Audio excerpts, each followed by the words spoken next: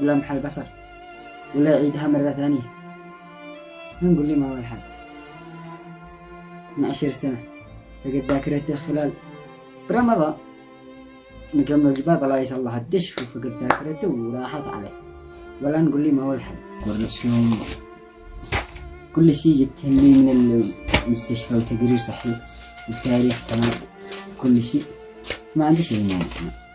فأنا أقول لك يمكن نأخر له الاختبار لما يستعد ذاكرته، أو إنك إيش أقول لك، أنا بتواصل مع الوزارة وبعرف كما وزارة التربية هذا إيش أقول لك، لو اتخذت القرار خلت يعني إيش أقول لك، لو مجهود السنوات كلها بيضيع بسنة واحدة. المفروض إنهم يتخذوا من مجهود السنوات الأولى، أول وثالث ورابع، لا ثالث ثانوي كلها ابتدائية، يعني خلاص سنة واحدة قرحته ولا